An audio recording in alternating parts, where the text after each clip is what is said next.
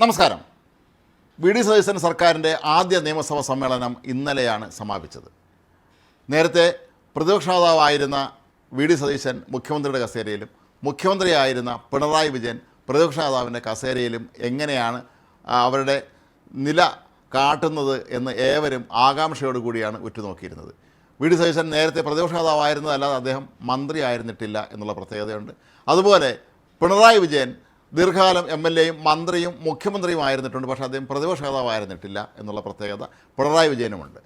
ഏതായാലും ഈ നിയമസഭാ സമ്മേളനത്തിൽ നിന്ന് മനസ്സിലാക്കാൻ കഴിഞ്ഞ ഒരു കാര്യം, വി ഡി സതീശൻ കേരളത്തിലെ മറ്റ് കോൺഗ്രസ് മുഖ്യമന്ത്രികളിൽ നിന്നും ഏറെ വ്യത്യസ്തനായി അതിശക്തമായി അഗ്രസീവായി തന്നെയാണ് അദ്ദേഹം ഒരു ഭരണാധികാരി എന്നുള്ള നിലയിൽ നിയമസഭയിൽ പെരുമാറിയത്. ഒരു ബുൾഡോസർ പോലെ അതിശക്തമായി അദ്ദേഹം പ്രതിപക്ഷത്തിന് നേരെ ആഞ്ഞടിക്കുകയായിരുന്നു. പിണറായി വിജയനാകട്ടെ നമ്മൾ പ്രതീക്ഷിച്ചിരുന്നെല്ലാം ഏറെ വ്യത്യസ്തമായി അദ്ദേഹം നിഷ്പ്രഭനായി നിയമസഭയിൽ ഇരിക്കുന്ന കാഴ്ചയാണ് കേരളം കണ്ടത്. പി ടി ചാക്കോയും കെ കരുണാകരനും വി എസ് അച്യുതാനന്ദനുമൊക്കെ പോലെയുള്ള അതിശക്തന്മാർ ഇരുന്ന പ്രതിപക്ഷ നേതാവിൻ്റെ കസേരയിൽ ഇരുന്നു കൊണ്ട് പിണറായി വിജയന് ഒന്നും തന്നെ ചെയ്യാൻ കഴിഞ്ഞില്ല എന്നുള്ളതാണ് ഒരു പരമാർത്ഥം. എല്ലാ വിഷയങ്ങളിലും ഭരണകക്ഷിയെ കൊടുക്കുന്നതിന് വേണ്ടി പ്രതിപക്ഷം പല കാര്യങ്ങളും ഉന്നയിച്ചിരുന്നുവെങ്കിലും അവയെല്ലാം തന്നെ ഫലപ്രദമായി തൻ്റെ അഗ്രസീവ് ശൈലിയിൽ തന്നെ നേരിടാനും അതിൽ വിജയം കാണാനും വി ഡി സതീശന് കഴിഞ്ഞു.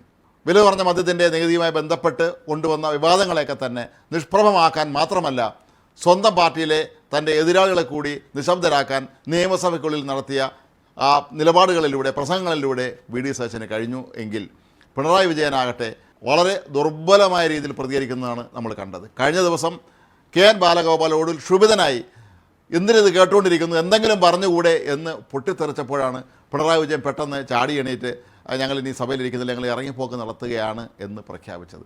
ആ അവസ്ഥയിലേക്ക് പിണറായി വിജയൻ എത്തിയിരിക്കുന്നു. കെ എൻ ബാലഗോപാലിനെ പോലെയുള്ള വളരെ സൗമ്യനായ ഒരാൾ പോലും മുഖത്ത് നോക്കി പൊട്ടിത്തെറിക്കുന്ന അവസ്ഥയിലേക്ക് എത്തിയത് ട്രോളന്മാർ വലിയ തോതിൽ ഇപ്പോൾ വിഷയമാക്കി മാറ്റിയിട്ടുമുണ്ട്. എല്ലാ കാര്യങ്ങളിലും നമ്മൾ നിയമസഭയിൽ കണ്ടത് പ്രതിപക്ഷം കൊണ്ടുവരുന്ന ഓരോ ആരോപണങ്ങളെയും ആക്ഷേപങ്ങളെയും ഒക്കെ തന്നെ ഭരണപക്ഷം അതിൻ്റെ മുനയൊടിച്ച് വിടുന്നതായിട്ട് തന്നെയാണ്. ചോദ്യം ചോദിക്കുന്നു, മന്ത്രി അല്ലെങ്കിൽ എം.എൽ.എമാർ, മുഖ്യമന്ത്രി എല്ലാം തന്നെ ഇതിന് തിരിച്ചടി നൽകുന്നു. പിന്നീട് ഉത്തരം മുട്ടിയ അവസ്ഥയിലാണ് ഇടതുപക്ഷം അവിടെ ഇരുന്നത്. എന്തിനേറെ പറയുന്നു, CPIയുടെ നേതാക്കന്മാർക്ക് പോലും പലർക്കും കൃത്യമായി കാര്യങ്ങൾ അവിടെ അവതരിപ്പിക്കാൻ കഴിഞ്ഞിട്ടില്ല. അതേസമയം ഇപ്പുറത്താകട്ടെ ഭരണകക്ഷിയിൽ രണ്ടാം നിര നേതാക്കന്മാരുടെ ഒരു നീണ്ട നിര തന്നെയാണ് അവിടെ ഉള്ളത്. അവർ നിരന്തരമായി പ്രതിപക്ഷത്തിന് നേരെ ശക്തമായ തോതിലുള്ള ആക്രമണവും തിരിച്ചടിയും നടത്തി അവരെ നിശബ്ദരാക്കുന്ന കാഴ്ചയാണ് നമ്മളവിടെ കണ്ടത്. മുഖ്യമന്ത്രി വി ഡി സതീശനാകട്ടെ തൻ്റെ സ്വതസിദ്ധമായ ശൈലിയിൽ അവിടെ നിന്ന് വരുന്ന ഓരോ അമ്പുകളെയും കൃത്യമായി പിടിച്ചെടുത്ത് എങ്ങനെയാണ് അഥവാ ഒടിച്ചു കളഞ്ഞത് എന്ന് നമ്മൾ കണ്ടതുമാണ്. നിയമസഭയിലെ പ്രതിപക്ഷ നേതാവായിരുന്നു കൊണ്ട് ഒന്നും തന്നെ ചെയ്യാൻ കഴിയാത്തൊരവസ്ഥയിലാണ് പിണറായി വിജയൻ അവിടെ ഇരിക്കുന്നതെന്ന് നമുക്ക് മനസ്സിലാക്കാൻ കഴിയും. കേരളം കണ്ടു കഴിഞ്ഞു. കാരണം പിണറായി വിജയൻ മാത്രമാണ് അവിടെ എഴുന്നേറ്റ് നിന്നുകൊണ്ട് എന്തെങ്കിലുമൊക്കെ പറയുന്നത്. മറ്റുള്ളവർക്ക് ശരിക്കും പറഞ്ഞാൽ ഇതെങ്ങനെ ഭരണകക്ഷിയെ നേരിടണം എന്ന് പോലും അറിയാൻ പാടില്ലാത്ത അവസ്ഥയിൽ നിൽക്കുന്നതാണ് നമ്മൾ കണ്ടത്. കേരള നിയമസഭയിലെ ഇപ്പോഴുള്ള അംഗങ്ങളിൽ ഒരുപക്ഷെ ഏറ്റവും മുതിർന്ന അംഗം പിണറായി വിജയനായിരിക്കും. അദ്ദേഹം 1970 ആദ്യമായി നിയമസഭാംഗമായത്. ചില ഇടവേള ഒഴിച്ചാൽ അദ്ദേഹം പലതവണ MLA ആയിരുന്നിട്ടുണ്ട്, മന്ത്രി ആയിട്ടുണ്ട്, മുഖ്യമന്ത്രി ആയിരുന്നിട്ടുണ്ട്. മുഖ്യമന്ത്രി ആയിരുന്ന സമയത്ത് നമ്മൾ കണ്ടത് സർവശക്തനായ ഒരു ഭരണാധികാരിയാണ്. ആരെയും വകവയ്ക്കാത്ത, സ്വന്തം പാർട്ടികളിൽ പോലും തൻ്റെ ആധിപത്യം ഉറപ്പിച്ച് എല്ലാം തന്നിഷ്ടപ്രകാരം മാത്രം ചെയ്യുന്ന ഒരു മുഖ്യമന്ത്രിയാണ്, ഒരു ഭരണാധികാരിയാണ്. ജനങ്ങളിൽ നേരെ അകന്നു പോയ ഒരു ഭരണാധികാരിയാണ് നമ്മൾ പിണറായി വിജയനിൽ കണ്ടത്. എങ്കിൽ ഇപ്പോൾ പ്രതിപക്ഷ നേതാവ് എന്നുള്ള നിലയിൽ അങ്ങേയറ്റം ദുർബലനായ, ഭരണകക്ഷിയെ ഒരു തരത്തിലും നേടാൻ കഴിയാത്ത, അവിടെ നിന്ന് ഇങ്ങോട്ട് വരുന്ന ചോദ്യങ്ങളെ നേടാൻ പോലും കഴിയാത്ത അവസ്ഥയിൽ പകച്ചു നിൽക്കുന്ന ഒരു പിണറായി വിജയനെയാണ് നമ്മളവിടെ കാണുന്നത്. ഇത്തരത്തിലുള്ളൊരു പിണറായി വിജയനെ ഒരുപക്ഷെ കേരള രാഷ്ട്രീയം കണ്ടിട്ടുണ്ടോ എന്നതിന് സംശയമാണ്. നേരത്തെ അദ്ദേഹം മന്ത്രിയായിരുന്നപ്പോഴും മുഖ്യമന്ത്രി ആയിരുന്നപ്പോഴും പാർട്ടി സെക്രട്ടറി ആയിരുന്നപ്പോഴെല്ലാം തന്നെ വലിയ ആജ്ഞാശക്തിയോടുകൂടി ശക്തമായി തൻ്റെ നിലപാടുകൾ എല്ലായിടത്തും വ്യക്തമാക്കുമായിരുന്ന ഒരു കാലഘട്ടമുണ്ടായിരുന്നു. പക്ഷേ ഇവിടെ അദ്ദേഹം ദുർബലനായി നിൽക്കുകയാണ്. അതിന് എന്ത് ചെയ്യണമെന്ന് അറിയാൻ പാടില്ലാത്ത ഒരവസ്ഥയാണ് നിൽക്കുന്നത്.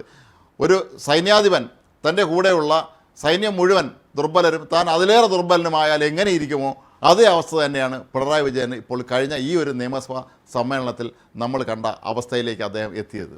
ഏതായാലും ഒരു കാര്യം ഉറപ്പാണ്, വി ഡി സതീശനെ സംബന്ധിച്ചിടത്തോളം അദ്ദേഹം വളരെ ചുരുങ്ങിയ കാലം കൊണ്ട് തന്നെ താനൊരു ശക്തനായ ഭരണാധികാരി ആണെന്ന് തെളിയിച്ചു കഴിഞ്ഞു. നേരത്തെ അദ്ദേഹം പ്രതിപക്ഷ നേതാവായിരുന്ന കാലഘട്ടത്തിലൊക്കെ തന്നെ നിയമസഭയ്ക്കുള്ളിൽ വെച്ച് അദ്ദേഹത്തിന് അതിശക്തമായ തോതിൽ ഭരണകക്ഷിയെ നേരിടാൻ കഴിഞ്ഞിരുന്നു. ശക്തമായ വാദമുഖങ്ങൾ ഉന്നയിക്കാനും അന്ന് അന്നത്തെ ഭരണകക്ഷിയെ കൃത്യമായി തന്നെ നേരിടാനും അവരെ അടിച്ചിരുത്താനും ഒക്കെ അദ്ദേഹത്തിന് അസാമാന്യമായ ഒരു കഴിവ് തന്നെ ഉണ്ടായിരുന്നു. മുഖ്യമന്ത്രിയായി മാറിയപ്പോഴും അദ്ദേഹത്തിന് അതിന് ഒരു തരത്തിലുള്ള മാറ്റവും സംഭവിച്ചിട്ടില്ല. കൃത്യമായി കാര്യങ്ങൾ പഠിച്ചുകൊണ്ട് അക്കാഡമിക്കായി തന്നെയാണ് അദ്ദേഹം പ്രതിപക്ഷത്തെ നേരിടുന്നത് നമ്മൾ ആദ്യ നിയമസഭാ സമ്മേളനത്തിൽ കണ്ടത്. ഈ നിയമസഭാ സമ്മേളനത്തിൽ ഒരുപാട് ഭൂകമ്പങ്ങൾ സൃഷ്ടിക്കുമെന്ന് നമ്മൾ കരുതിയിരുന്ന വിഴിഞ്ഞം പദ്ധതി ഉൾപ്പെടെയുള്ള ഒരുപാട് കാര്യങ്ങളൊക്കെ തന്നെ കൃത്യമായ നിലപാടെടുക്കാനും അത് UDF-നെ കൊണ്ട് അംഗീകരിപ്പിക്കാനും അദ്ദേഹത്തിന് കഴിഞ്ഞു. മദ്യത്തിൻ്റെ നികുതി സംബന്ധിച്ച് അദ്ദേഹം തീരുമാനം UDF-ന് വിടാൻ തീരുമാനിച്ചതും തന്നെ അദ്ദേഹത്തിൻ്റെ രാഷ്ട്രീയ തന്ത്രത്തിൻ്റെ ഒരു ഭാഗമായിട്ട് വേണം കണക്കാക്കാൻ. ആർ ശങ്കറിന് ഉമ്മൻചാണ്ടി യോഗ ശേഷം സംസ്ഥാന നിയമസഭയിൽ ബഡ്ജറ്റ് അവതരിപ്പിച്ച ധനകാര്യ വകുപ്പിൻ്റെ കൂടി ചുമതലയുള്ള മുഖ്യമന്ത്രിയായി വി ഡി സതീശൻ മാറുമ്പോൾ ആ ബഡ്ജറ്റിലും ഒരു സതീശൻ മാജിക്ക് ഒളിഞ്ഞിരിപ്പുണ്ടായിരുന്നു. കൃത്യമായി നേരത്തെ തങ്ങൾ പറഞ്ഞിരുന്ന തിരഞ്ഞെടുപ്പ് വാഗ്ദാനങ്ങൾ ഓരോന്നോരോന്നായി പാലിക്കാൻ തങ്ങൾക്ക് കഴിഞ്ഞു അല്ലെങ്കിൽ കഴിയുന്നുണ്ട് എന്ന് കേരളത്തിലെ ജനങ്ങളെ ബോധ്യപ്പെടുത്താൻ ഈ നിയമസഭാ സമ്മേളനത്തിൽ ഉടനീളം നടത്തിയ ഇടപെടലുകളിലൂടെ സതീശന് കഴിഞ്ഞു എന്ന് തന്നെ വേണം പറയാൻ.